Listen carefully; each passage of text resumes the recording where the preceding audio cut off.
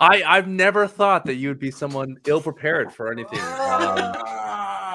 Cannot believe, John, that Rob just got here. Rob just got in the room. Come on. No, Rob was in the know. He was taking notes. I got notes, bro. I have lots of notes. Yeah. It was Rob and I were sitting there, and my notes are all on my phone, and Rob was on paper. So we were just chatting, going, "Man, like we're gonna be super prepared. We're on top of this." And then we heard a big clank, and we went outside, and we saw a giant sign that was graffitied. Maybe that's the reason why someone was ill prepared. That there was giant graffiti on the side of Rob's palatial estate. I think it was said it was Rob Manor. Just yelled. It was in bright red, blue, and yellow for some strange reason. And I think Rob, me and him were reliving it. It's kind of went something like this. It's getting late. Have you seen my mates? Ma, tell me when the boys get here. It's 7:00. I want to rock. Want to get a belly full of beer. No, ... Yeah, that sounds about right. I don't know what that's about. If you do know, please mention in the chat. Let us know what that's all about, because it's enigma wrapped in the question. Because I need to know.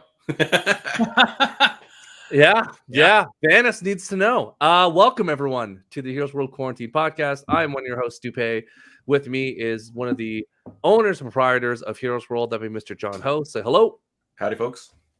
And that'd be Mr. Buble in another world, Mr. Rob Cadet. Please say hello. Hello, everybody. I hope you're all doing well on this fine evening, wherever you happen to be listening or watching this podcast. Yeah, we're going to do a little bit of something we haven't done for a while. We're taking a playbook from the Sidekick show. Random questions, the Wheel of Morality, thoughts that happened. If you're listening to this, this is a Thursday. Big news has dropped. Bombshells. It was like, run! Big things have dropped, and we figure we might as well talk about it, get our thoughts, and go from there. So, Rob. Yes, buddy. You've been peppering the chat with stuff. So why don't you give us a little bit of insights as to what the dealio is happening? For those of you who don't know, the whole story of the acquisition, simply put, a large telecom company in the U.S. bought Warner Brothers, thinking it'd be a great investment, multi-tiered, the cable company bringing you content. They were losing money because they didn't know how to do it. So they said, we'll just sell this thing for 3 cents on the dollar. Yeah. A small channel called Discovery, which all of us have made fun of, buys this giant conglomerate, pennies on the dollar, and is now basically cutting and slashing all the ways across. So I think the first wave of things that transpired, if you didn't know, the signs were there. The CW shows were all getting canceled. The Legends of Tomorrow, Batwoman, all the shows that we've kind of grown accustomed to. That led to them selling off that portfolio, and now we've got to the big HBO Max, HBO, Warner Brothers, DC division, and things happen. So, Rob, what happened? Listen, this started off yesterday afternoon, which was Wednesday, when word started leaking out about a massive a bunch of cuts to HBO Max initially. That it was like, hey, HBO Max, there's a rumor HBO Max and Discovery Plus, this is all for our US friends, are going to be merging. And as a result, there's going to be like hundreds of layoffs for HBO Max in the US.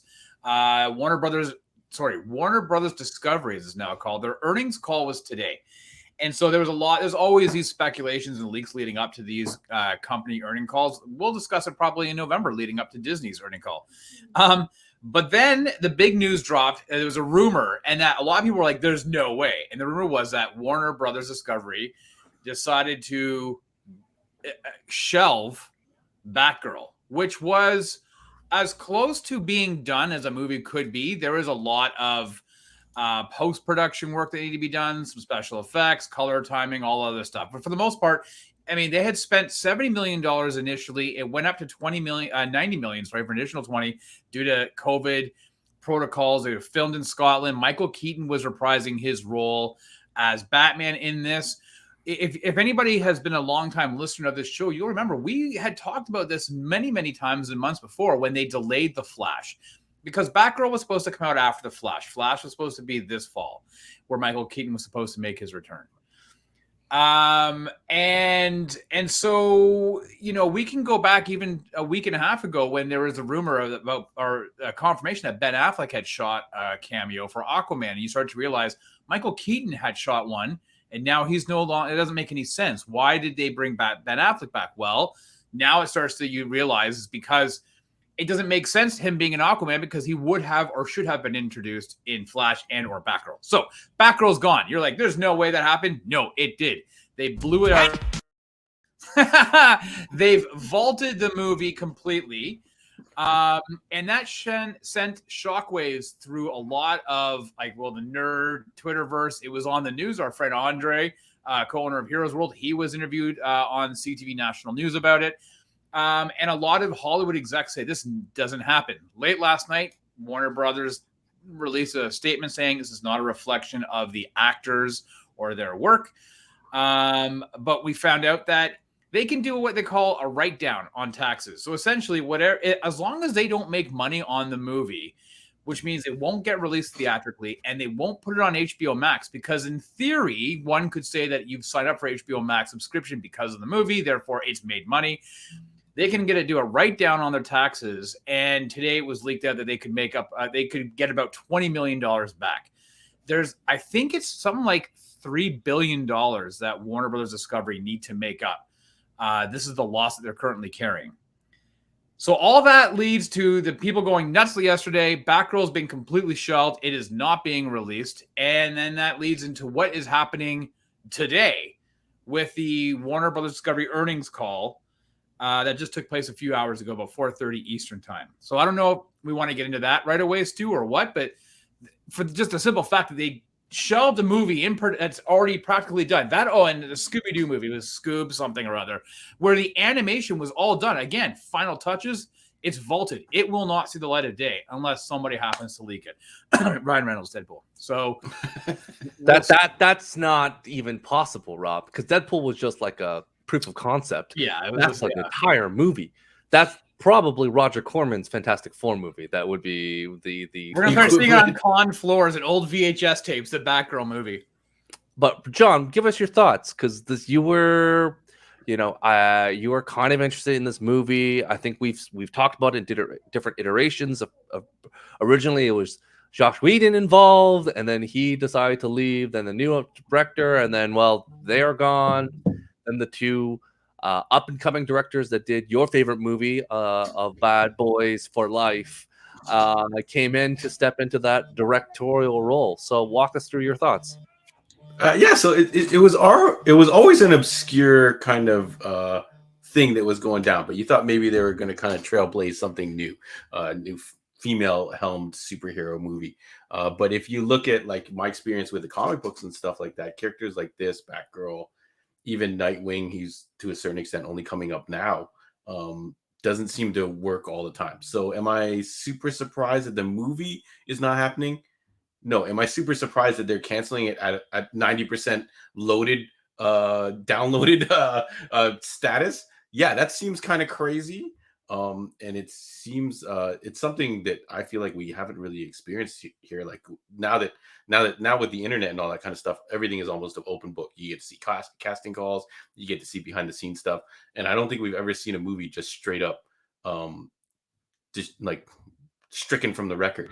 But if all the stuff Rob says, for tax write-off and stuff like that, maybe they saw it. Like, so I was kind of trying to play devil's advocate or whatever in our chat, and I was saying maybe they saw it and they realized it was so bad, and they've dropped so many subpar projects that have just become flops and become the joke of a superhero movie. What's the worst countdown and stuff like that. We've done a countdown, and there's been several of these DC movies on here.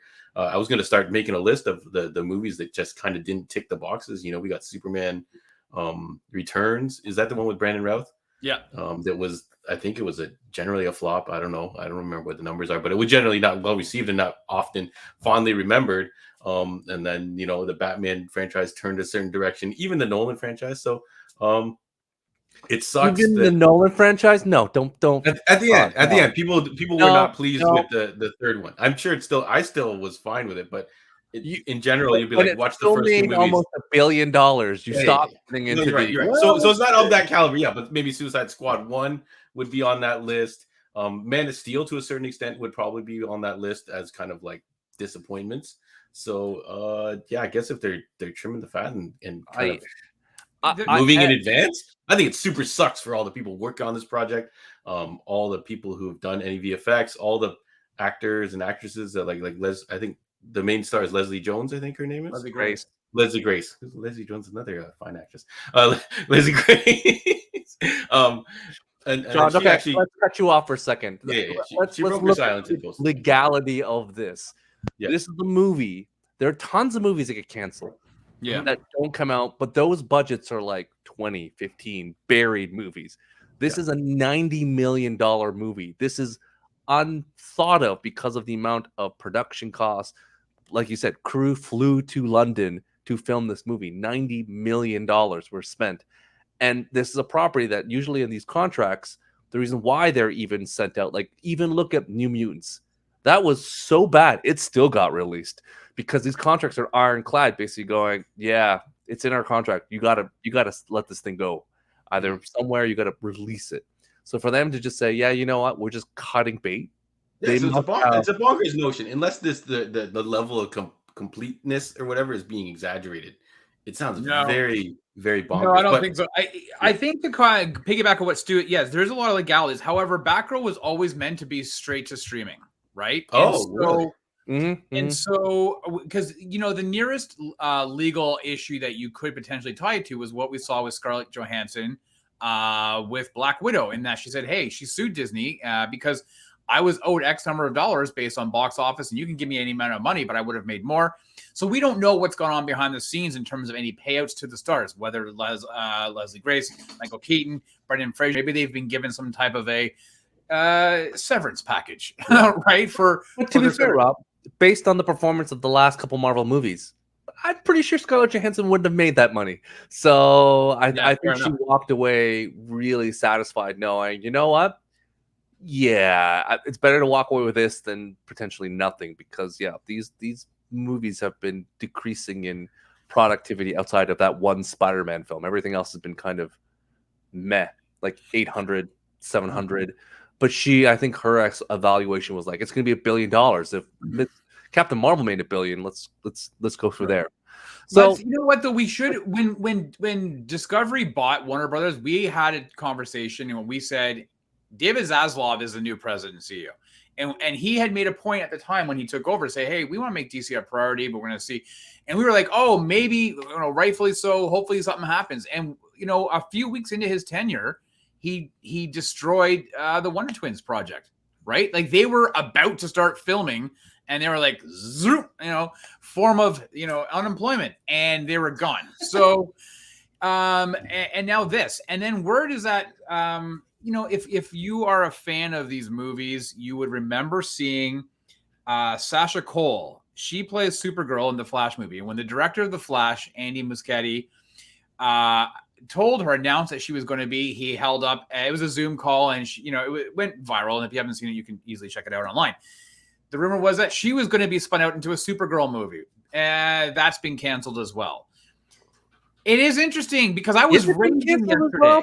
It's alleged, right? Isn't it alleged that it may be canceled? But I think based on what was said today, I think you have a pretty good indication of where their priorities are going to be going forward. It kind of speaks volume, because I know we were all underwhelmed with San Diego. We said, what's going on here? Why is just The Rock there? And clearly with this news, you could see why The Rock was only there, because they're just this entire portfolio. And Zaslav's basically already said, I think, Rob, that you mentioned, like, we have a 10-year plan to rebuild, and we're just basically wiping the slate clean. Everything that is not Elseworld or already in the can, forget about it. We'll take a little bit of a breather, do what Star Wars is doing, do a couple TV shows, Peacemaker's still alive, and then just refresh, because right now these movies and properties are not doing what needs to be done in terms of productivity to the shareholders. We talked about on the, I think it was on this podcast or on the Sidekick show, that they brought in Alan Horn as a consultant. Now, Alan Horn is very well known. He had actually run Warner Brothers way back in the day, but he had helped Bob Iger over at Disney to help when they acquisition of Marvel and Lucasfilm, and he helped steer the ship. He was the go-between for Kevin Feige and Ike Perlmutter. I mean, that's a whole other issue. But Alan Horn has now been brought in as a consultant to help David Zaslav. As you said, he has a 10-year commitment. And today in the earnings call, Zaslav said, listen, we've had to make tough decisions, but we need to respect this property. We want quality over quantity. We are making movies for the theater experience. We're not doing any more of these streaming movies. And that to me, he said priority is DC is a priority. Superman, Batman, Wonder Woman, and Aquaman is what he had said. He said Black Adam, Shazam, and The Flash are still coming out. They're still being worked on. Weirdly, he didn't mention Aquaman 2, which is out in March. He also didn't mention Blue Beetle. Now, that was originally streaming and then was pushed over to theatrical. Now, his comments, because of Batgirl, was like, listen, let's just call it what it was, guys. He saw it. He said, this looks like shit. We're not putting this stuff out. We need to be able to respect the property. We're not just putting out crap because it has our DC logo. Catwoman, Jonah Hex, and you can name it however many DC movies. So there is some hope that maybe like as us, as movie fans and fans of DC properties, that, hey, maybe he's right. But to be honest with you, this is like the third time we've heard we have a 10-year plan. We're going to be putting the, quality out. And when they haven't really done it that well, it's been very inconsistent. I'm a big fan of the Batman, but I might be alone on that one in this group. So no, the Batman was great. I liked it a lot. Stu's not the biggest fan. It was great. It was definitely a step in a better direction. It was fine. Like, I think Pattinson was fine. But let's move along a little bit, because I think that there are ramifications along this DC universe, because we have discussed before, news dropped that DC has now dropped the comics, and a lot of their social tags is now DC. So it's interesting as well that they're de-emphasizing comics. And as all of us who love comics, John, what are your thoughts on the fact that DC is just getting rid of DC Comics from all their social handles and all their kind of media stuff? It doesn't surprise me. They've never really taken the opportunity to kind of like piggyback onto their comic line. So I feel like a lot of people aren't going to notice. But it sucks to have what you came up on. Like what kind of brought you to the mainstream and what the fans are all here for, to kind of just toss that aside and forget where you came from. So it does suck, but I suspect a lot of people aren't going to notice. Like, I didn't notice. Rob?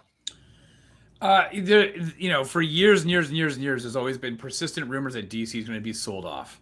And you know what? You could sell off DC Comics right now, and Warner Brothers would be like, "Here we go. We've made our money back. We don't have to. We're in the black." It's not going to happen.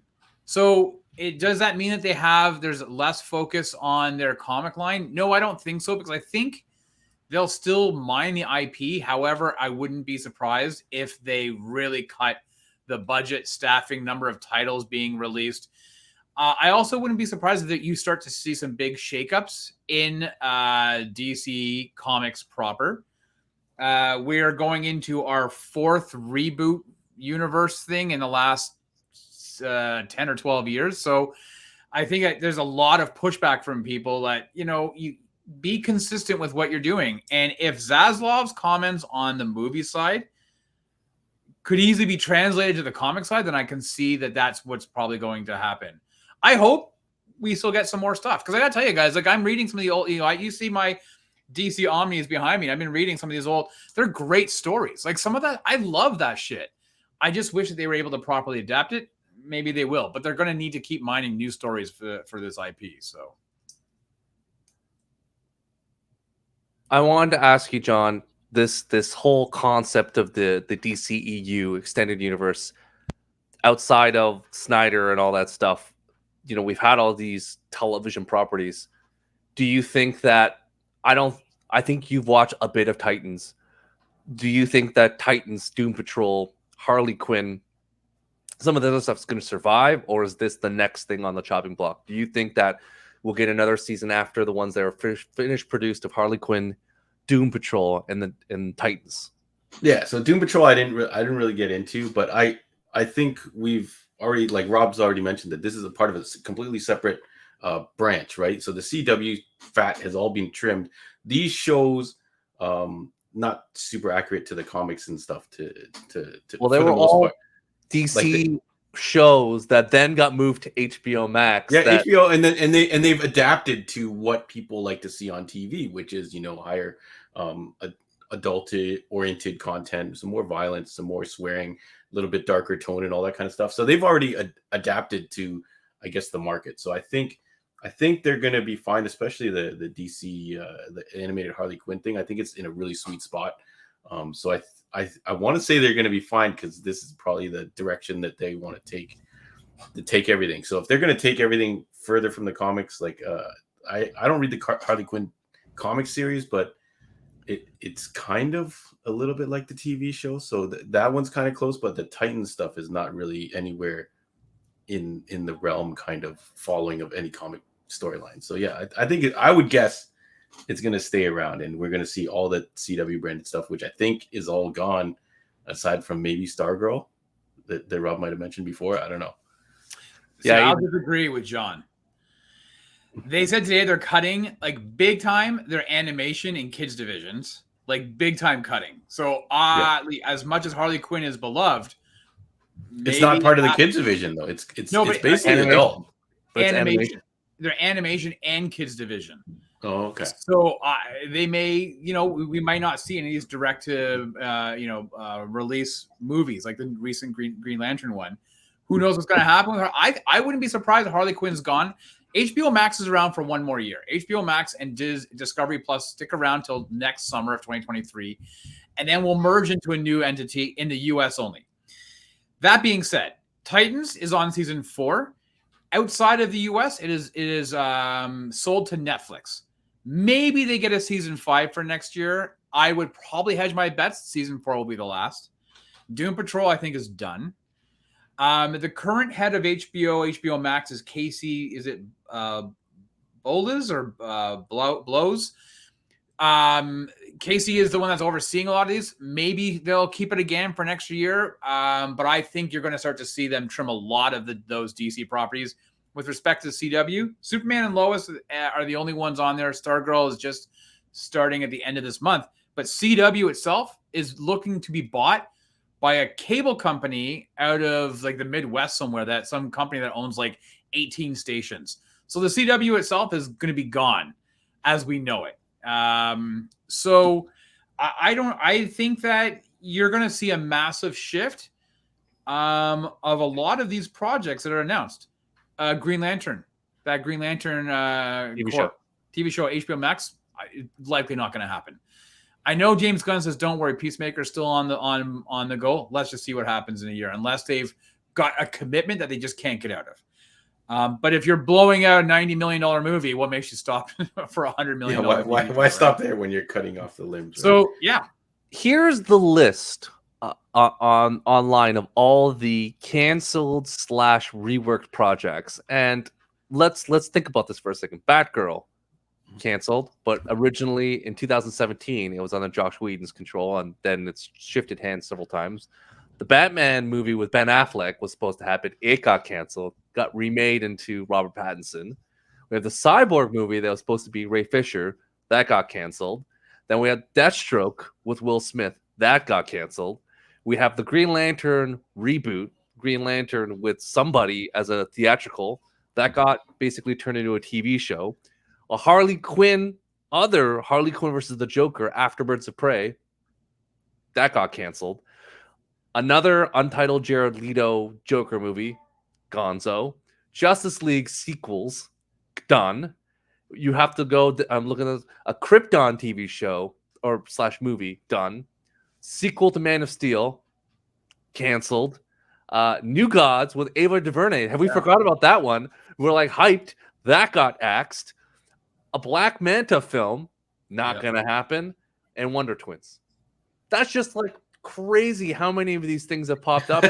Talking about them. Have you guys seen the meme? It's like got all the guys from. It's got like Negan with the baseball bat and everyone lined up, and it's got all the shows names on their faces and stuff. That's crazy. Like that's bonkers the amount of stuff that DCU on top of all the TV shows. Like Rob was saying, like we have Black Adam coming out October 21st, 2022.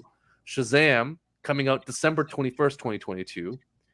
Aquaman December 17th, 2023. March. No, Aquaman's March now. March 17th, 2023. Yeah. Flash, June 23rd, 2023.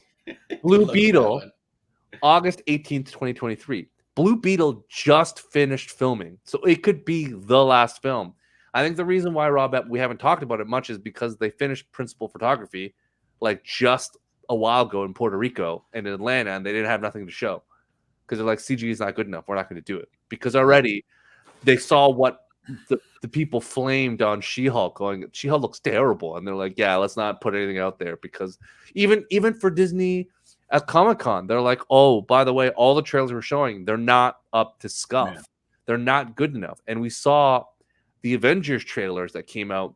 They've changed between that and the theatrical release, where the Avengers trailers, some of the CGI didn't look as crisp because they're just got to get something out. And by the time the finished product came, you're like, wow, this looks really good. Well, no, it was David Zaslav who didn't mention. That was the one project that is in development that has not been mentioned. There's a lot of concern about whether or not they shelve that. I will say, though, it wouldn't look very good for Warner Brothers Discovery to shelve the last two movies that are where the stars are of non-Caucasian leads, right? So I don't know. We'll see what happens to Blue Beetle. I know it sounds stupid. I'm most worried for the Flash, man. I really want to see that shit. Forget that movie. If any movie should be canceled, it should be that Flash movie. Well, I would prefer that they spend they're in the hole so deep on that one as it is. I don't even think they could. Yeah, I think they're kind of up unless they do some massive reshoots. I can imagine, just because the whole thing, like their articles, every time you think there's a bright light, a new Ezra Miller article comes in. They're like, nope, it's the Charlie Brown. Like, maybe we'll have a feel good story. Nope, pull that football away, and another terrible Ezra Miller story pops up. All right, let's jump away from that topic, because we're gonna follow the wheel of morality, turn, show us the lesson learn. John, Rob, I want to get your thoughts quickly because we have some random questions. One, Lord of the Rings, House of the Dragon, Game of Thrones. These are two huge roll of the dice, gambles by both HBO and with Prime, Amazon. Both properties are kind of teetering. John, out of the two, which are you hyped about and which you think is going to fail?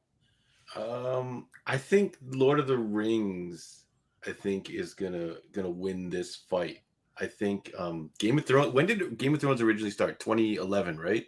Like a while like ago. A long time ago. Like, can they make the same show over after so long? Like, are they going to be able to have that? It's a prequel, so it's like before that time. So but at the end of the day, it's still in that same universe. Still in that. What universe is the Lord of the Rings? Is it just a continuation? Same universe, also a prequel as well. Yes. Oh, okay. Both are prequel. That's why they're both take place before both the main storylines. Yeah. There. Yeah. For me, I watched the trailers for both. The Lord of the Rings has gotten me more interested. I don't know why. I can't say exactly why. But something about it feels a fresh, and maybe just the bad reception of the final Game of Thrones season, it might carry over to this new show. Who knows? Rob, your thoughts? I think Game of Thrones will come out on top, and I think that if there has to be a loser, I think it's going to be the Lord of the Rings. Although I do think that they've put so much money into it. It looks great. It looked hella expensive. Yeah. Yeah. But let's just see how it played out, because let me tell you, the Lord of the Rings trilogy made hell of a lot of money at the box office and got critical acclaim. The Hobbit, not so much. Also, they learned a lesson. HBO, also, they had filmed another pilot for a Game of Thrones with Naomi Watts, and they looked at it and said, "This is not up to snuff," and they buried it. Seems to be a theme today. And then they went with this new one that we're getting, the House of the Dragon. So I'm actually I look at the track record of HBO and their projects, and I'm putting my chips in on Game of Thrones, House of the Dragon. This is a good point. HBO seems to produce pretty good shows. It's hit or miss. We'll see. All right, let's jump to the thing that we cared about a lot in the chat. Jake Gyllenhaal, Roadhouse. John, on a scale of 1 to 10, where are you in Jake Gyllenhaal Roadhouse? Because that's hallowed ground. Roadhouse is one of those movies where you just, how do you even begin to do something with Patrick Swayze? R.I.P. So I was late to the Roadhouse party, and I only actually watched it over this recent pandemic. And that movie's fantastic. And Patrick Swayze, anything you try to top of his, I don't think is ever going to live up to it. Like if they do a new Point Break now or something like that, they did do a reboot of Point Break, didn't they? And it was terrible. But if they try to remake a Dirty Dancing or something like that, it's not going to work. So did they remake Dirty Dancing again? Oh yeah. So they're doing another one. All these remakes completely forgotten. His charisma was off the charts. But I am interested. I am a little less interested in Conor McGregor. I know Conor McGregor was revealed to be a part of this movie. Hopefully, he's one of the guys that gets his throat ripped out or something like that. I feel like he's a horrible human being, so I feel like I don't want to cheer for him right now. But maybe it's just the way the press sells him or whatever. But I would say on a scale of 1 to 10, maybe give me an 8, because I always love to see 80s properties come back. Rob, you? Listen, here's will I go to see it? Likely. Will I enjoy it? Probably 100% likely. Undoubtedly. I don't listen. There are certain movies that I think have a tough time being able to be remade and reboot. I think for us though, guys, we will probably be like, we prefer the original. Mm-hmm. People like my son's generation are gonna be like, what? That's like black and white stuff compared to this. Is amazing. They're gonna love it. So I think that you're gonna see the generational divide will make up the difference for that movie. Conor McGregor doesn't really bother me in terms of being the movie because we all went kind of crazy when George St. Pierre was mentioned for Captain America. And George St. Pierre was not considered a horrible human being. No, but Conor McGregor plays the Sam Elliott part. I'm gonna be really upset. So they better cast someone good. I think he's gonna be the bad guy. He can't be. He better be. If he's the bad guy, then that's perfect. Yeah. So next thing, D23 is coming up. There have been pictures of Ryan Reynolds training for something. Mm-hmm. There are rumors of him in Deadpool 3. Yep. John, is Deadpool 3 the solution to Marvel's woes of just ineptitude? Is Deadpool a fresh rated R film, a punch in the arm that they need to kind of go in different directions? I think for sure, especially if it is kind of what people are expecting of it, right? We kind of know what to expect from a Deadpool movie right now. It's kind of proven itself at least twice over in whatever cameos and social media stuff that Ryan Reynolds decides to do. So it's kind of like a sneaky way to get X-Men into the mix. So if they, slide in Colossus again or something like that, it kind of gives people that little taste. So I think it would be their next best bet to push that hard, since a lot of people aren't liking this new stuff. I actually quite like a lot of the new stuff that's been coming out, but whatever. Rob? Yeah, we can tell by your scores, John. Dude, you guys are underestimating Chris Hemsworth's acting prowess. Thunder was pant load. Yep. Yeah. The worst of all of them. Yep. What do I think? Listen, I don't think it's going to be the shot in the arm that Marvel needs, only because I think people are really hyped with the announcements of what's coming out in Phase 5. That being said, I think this is going to be one of those movies that will be like having an EpiPen into the thigh. Is going to be a massive amount of adrenaline. It's going to be completely different. Deadpool will now have access to the entire Marvel universe with all the different characters, the different cameos, and I think that that's just going to be something that everybody had kind of dreamed of, and we only got like a smidgen of a taste when he was back with Fox, when you had those brief cameos of the X-Men. So I think it's going to be the outlier. I don't think it's going to necessarily be tied to any overarching story within Phase 5 or Phase 6. I don't think you're going to see Deadpool as part of the Avengers Kang Dynasty. I think he's just going to be. You never know. Look at the cameos he got for Free Guy. No, yeah, you never know. But all I'm saying is I'm not. It's Deadpool 3. I'm not going to give up my hope that you're going to start to see him in there, running around with Spider-Man. As much as I would love to see it, I just, we have to also acknowledge the fact that Ryan Reynolds is in his late 40s or maybe just about to turn 50. So we'll see what happens. But I'm excited for it, and I'm sure we will get it. 50 is the new 35, right? Here's the thing. Yeah, let's don't tell it Tom Cruise. But here's the nice thing about Deadpool. He wears a lot. He looks terrible with all the prosthetics anyway, so you can age into that. He doesn't have to look young. Yeah, fair enough. And he wears a mask, and he's like, yeah, whatever. Yeah. Next question about D23, because D23 is gonna blow people's socks off based on hopefully Deadpool and potentially Fantastic Four. So Fantastic Four, we are all been theorizing that they're going to drop who the Fantastic Four is going to be. John, do you care if it's John Krasinski or not? If it's not him, do you care? If it's him, do you care? Like, what are your thoughts on Mr. Fantastic? Like, does it matter to you? Will you be disappointed? I feel like you would have to build a whole cast around him because of his age now. I think I think they kind of missed that spot where, everyone was fan casting him. So they would have to, I guess, pick a more aged cast to go along with him. So I could take it or leave it, to be honest. I was never part of that movement to have him as Mr. Fantastic. But I also have very little attachment to Fantastic Four. So, Rob? No, I don't. I think it'd be fine. I actually don't think we're going to get any new info on Fantastic Four until next year at Comic-Con. I wouldn't be surprised. So with that said, I don't think we're going to get an announcement on casting, but if they did, it was great seeing him in Doctor Strange, maybe one of the best parts about that movie. But they'll go in a different direction and that's it. I'm fine with that.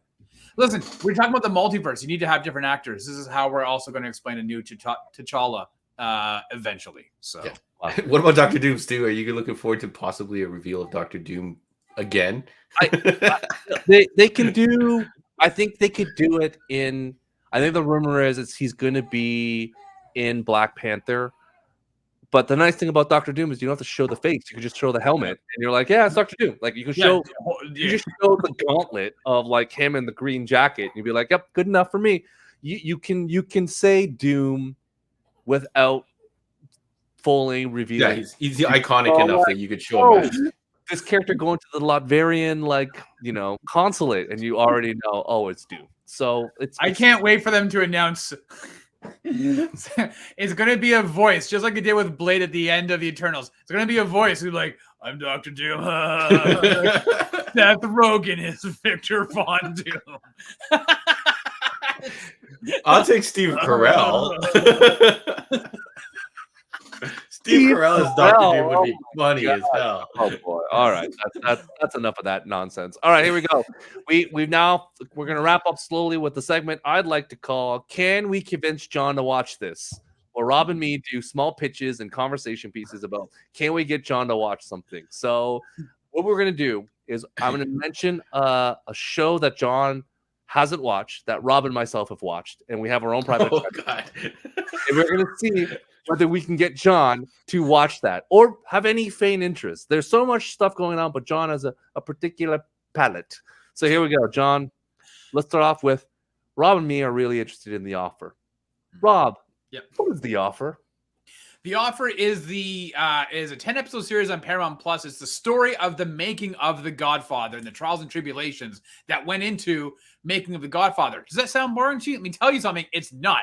Because you start to realize, especially after today's discussion with Warner Brothers Discovery, about the Gulf and Western was a company that owned Paramount back in the days. If you remember, you'll see that Gulf and Western logo on the bottom. And the amount of budget cutting and bean counting and politics that was happening about how much money was going to be dedicated to this. I'm telling you, John, it's a hell of a lot of fun, especially if you enjoyed The Godfather. But even if you didn't, you'll be enraptured with the story about trying to get this movie made and the pitfalls that come along with it.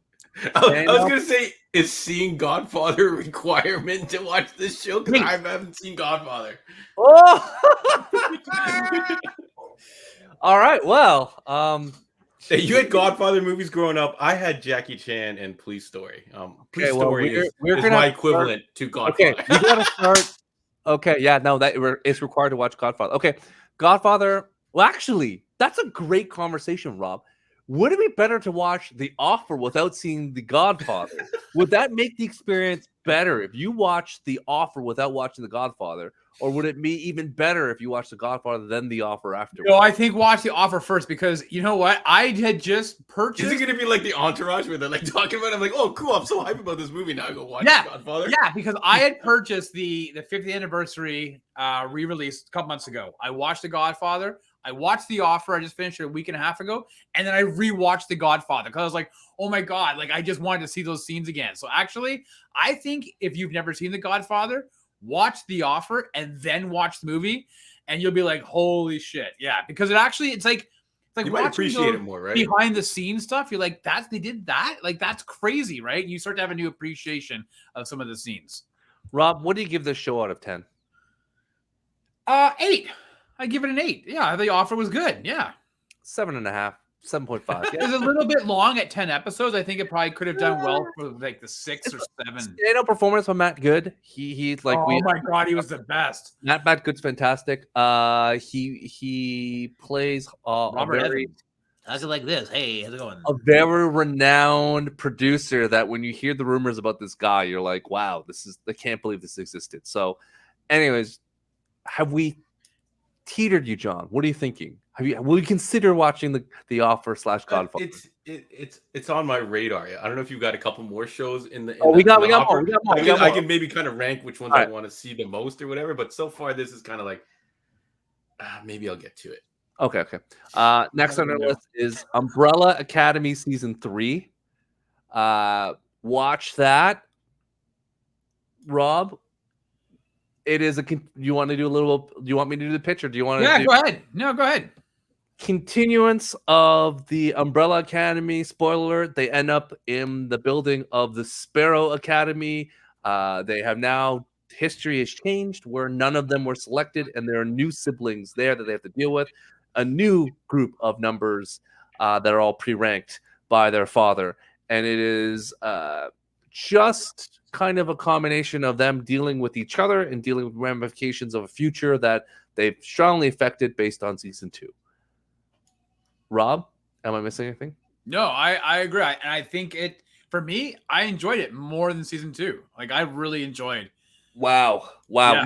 No. Season 2 way better than season 3. I have to disagree with you. So what happens if you haven't seen season 2? Nothing. Can I watch season 3 without 2? Yeah, because Netflix is a really good thing. You do a 3-minute previously on, and you get Here's the big debate. I like season 2 more. So in my mind, I'm like, no, you should watch season 2 over season 3. So if the conversation is which one matters more, season 2 in my mind is a more satisfying arc of the siblings really getting their stuff together and like working stuff out, because season 1 was they're all selfish brats. Season 2 was just a realization of self-discovery and change. And then season 3 is them trying to come together as a family. As a family. So, but season 3, it's not hinged on what happened in season 2 necessarily. Like, that's what I'm saying. If you didn't watch season 2, you're not lost. There's not like a bunch of plot threads that harken back necessarily, because they do a very good job of, like, you know, that one character that Callum Keith Rennie plays. Yep. They do a very good job explaining that in flashbacks enough that John could pick it up. John's not an unsmart individual. I like how you totally laughed while saying that, you son of a bitch. Does the show perhaps open with a musical number that maybe would entertain me? Yeah, it does have a musical number that will completely entertain you, John, the first episode. I'm giving this an 8.5. Wow. 7.5. John, are you interested in watching Umbrella Academy? It's higher up than The Offer. For okay. Sure. I did really enjoy season 1, so don't get me wrong. It's one of those shows that's kind of like, you know what though? I gotta tell you, I think The Offer should be higher. 100% agree. The Offer should be higher. We'll come back to it. Okay. Number 3 on the list. Adam Sandler's movie Hustle, produced by Maverick Carter, LeBron James. The story of one of the best names and of all of all time. But Rob, can you tell us a little bit about Hustle? Yeah. So listen, John, this is a movie where Adam Sandler plays a scout for the Philadelphia 76ers. He finds this untapped gem in Brazil and tries to get him a shot. Spain. Was it? I thought it was Brazil. Okay. Sorry. Whatever. Anyways, and he's an unfound gem, and he tries to get him into at least to make the draft to become into the NBA. And the trials and tribulations of having to deal. That's the second time I've used that phrase, but having to overcome the challenges of getting this guy when nobody believes Adam Sandler's character that this untapped piece of basketball machinery is that good. So it's an Adam Sandler vehicle. He stars as it's not a comedy. Stanley Sugarman. That's right. the name. He finds a basketball player in Spain, and it's basically him trying to get this player to the NBA. Yeah. It is a big, deep cut of basketball references and athletes. So if you know anything about basketball, you'll know people. If you don't, is it like $1 Million Baby with Clint Eastwood, Adam Sandler in the Clint Eastwood role? I would say it's 100% below Moneyball, but better than it's a very cliched movie. Like everything is exactly what you think it's going to be. Like nothing is a curveball that comes. You're like, oh, this is standard. Like, remember those Disney sports movies that came out like way back in like the 2000s, where it's like they're trying to find a pitcher and they're like $1 Million Arm. We got all that stuff. Like it's kind of like that. Yeah, but it's not a comedy. It's kind of it's not like Uncut Gems, but it's a serious dramatic turn for Adam Sandler. So, yeah. It's like 95 minutes. Short run time. Rob, what do you give this out of 10? I give it an 8. I actually enjoyed it more than I expected to. See, you're giving me shit for giving me everything out of 10 out of 10. This guy's giving 8 out of 8 for everything. We're curating good content. I would guess 7.5. I'm back at 7.5. It's consistent. And Hernan Gomez, who is the basketball player, is not bad. Like Juancho Herman Gomez is. And he just signed with the Raptors. Raptors. Yeah, he signed with the Raptors. So shout outs to Adam Sandler for loving passion, which is basketball, and filming movies about basketball. Yeah. And he does a lot of stuff that I would have done, which is flying on flights and bringing like fast food with me, like eating Burger King and KFC on airplanes. I'm like, that's my favorite thing to do. Buying food from one country and eating it on the airplane. I'm one of those people that like, if I'm in like, when I was in like Hong Kong, I had to stop off at KFC and bought KFC on the flight back. I'm like, I gotta do this. That's hilarious. I gotta pack this. All right, pack this for the flight. Where does Hustle fit in the trifecta, John? It goes to the top. I actually watched it. I watched it the day that it dropped on streaming. So you've already watched it. Yeah. Okay. So I felt bad because Uncut Gems I didn't see on its initial release. I kind of waited a bit and saw it. I really, really loved Uncut Gems, so I had to jump on to this Adam Sandler movie, and it is pretty much a Rocky formula type movie. So it's a typical sports movie. So that would be the top of the heap because I did watch it right away because you've already seen it. So we're back to number three on that. Have you seen? Do you know what Death on the Nile is, John? No. Is it any relation to Jewel of the Nile? John, no. Rob, does an alligator eat a guy's hand? That's not Hook. This is the sequel. is a book, Agatha Christie mystery, and in this universe, it is the sequel to Murder on the Orient Express. Both currently are on Disney Plus. It stars, oh my God, Russian bad guy from Tenet, Kenneth Branagh. Yeah, as here I hear, Perot, as well as you have Gal Gadot is in it. A couple other actors, who may or may not currently selling Batgirl, timeshares. Matt Benning, Army Hammer, Leslie Rose, Latita Wright. Yeah, there's Yeah. But anyways, John, it is a murder mystery, but it's an old school murder mystery. It is a period piece. It takes place in the 20s, I believe. And it is it's a classic. It's kind of like Clue on a boat. Are you interested in that, John? Not at all. That goes to the bottom of the pile, unfortunately. Well, as soon as you said 1920s period piece, I checked out. 1937 to be exact. It takes right around. Okay. 20 years later, maybe. I don't know. All right. Next on the list, The Dropout. What is that, John? Do you know what that is? Any idea what The Dropout is? Is it a Kevin Hart movie about school? No. Is it maybe a sport? Dropout? The Dropout is a story about Elizabeth Holmes, who started up a company called Theranos. It was a startup company in Silicon Valley who said that she was able to develop a way of testing your blood with a small drop of blood. They could test for a whole number of issues. And it was, if you hear about a lot of these startup companies, a lot of investors pour a bunch of money in to try to see if they'll eventually turn a profit, a la Facebook or anything else like that.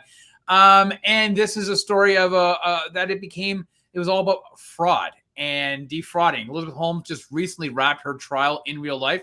This TV series is based on a podcast, which in and of itself was based on an article investigating Elizabeth Holmes. And again, her real life trial just finished. I think sentencing was supposed to be July. Now I think it's moved to August.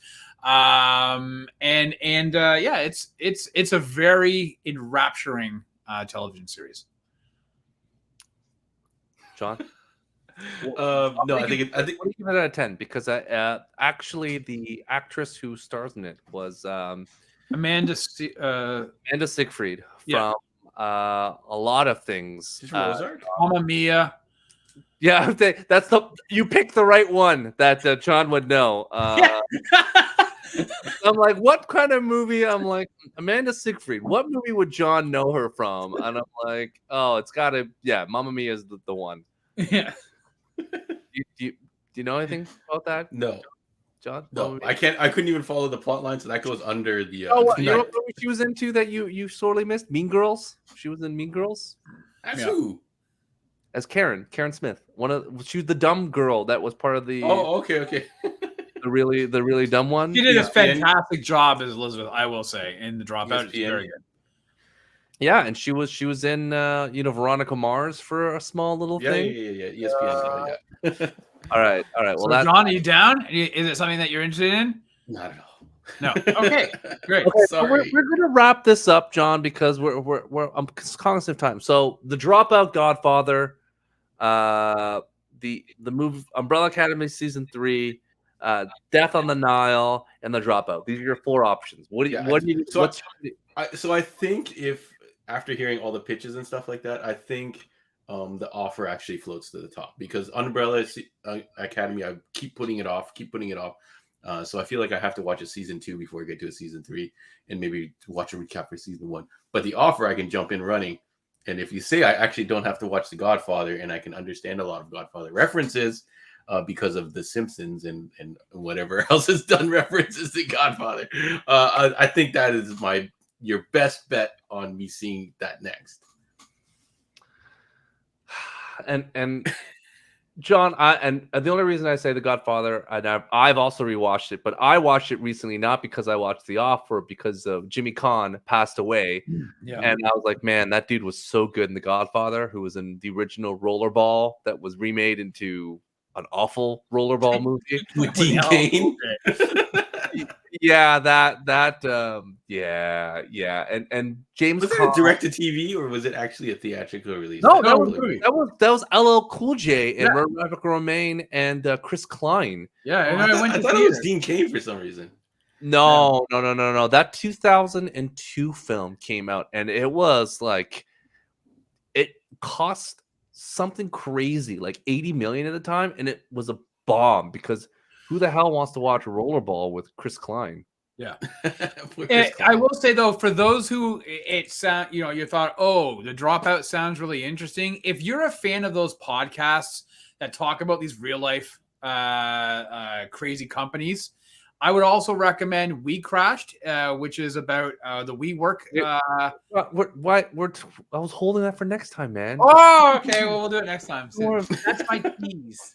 Yeah, we're holding. We gotta go back to the next time we do this segment. We gotta give John 4 options. Oh, okay. You don't want to.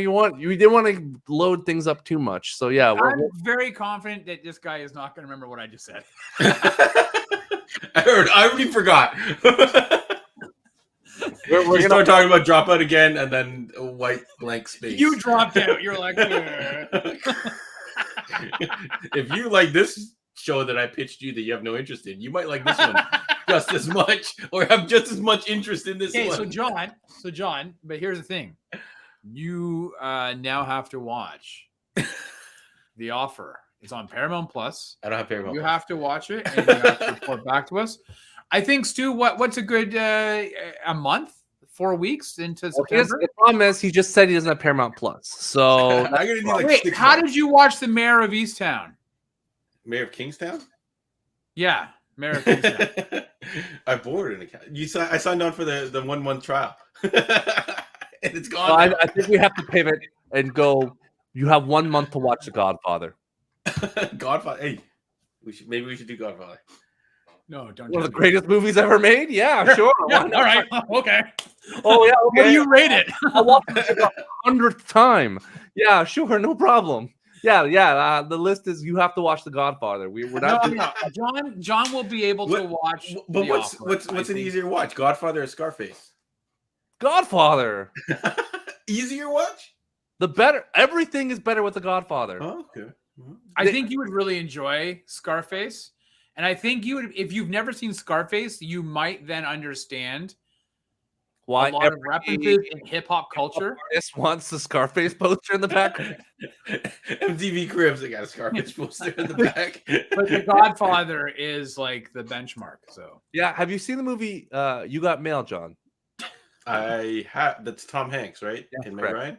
Yes, that's correct. And is it about a mailbox that like travels through time? No. That's the AOL inbox that the mail girl, like they were chatting over email. No, Remember that? the girl doesn't put the letter in the No, mailbox, that's the and then the Lake guy. House. That's the Oh. late.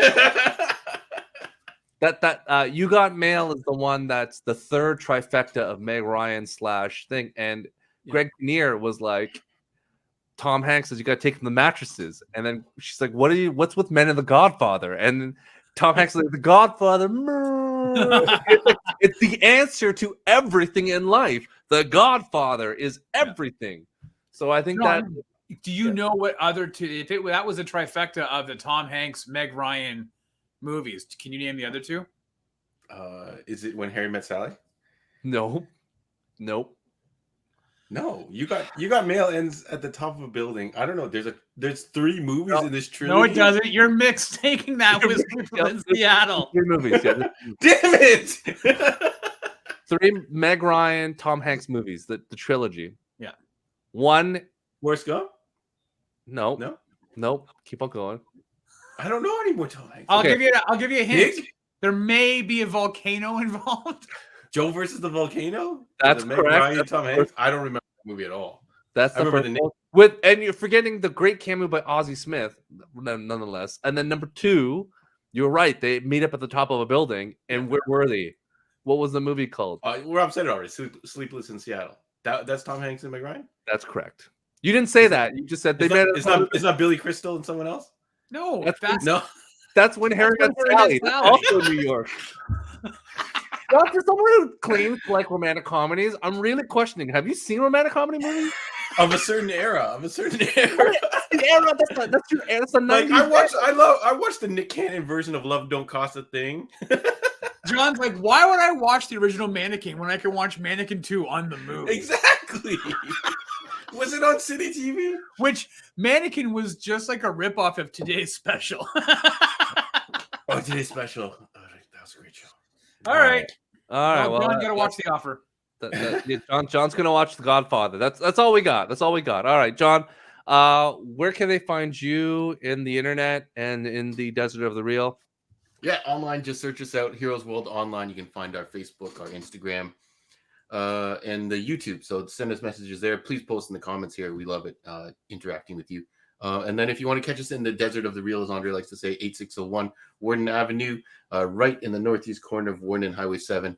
You'll find us there between the Shoppers Drug Mart and the No Frills. Have lots of really cool stuff for you to check out. And you can meet Andre, internet celebrity or TV news call that guy on the street type guy. Andre, he's there.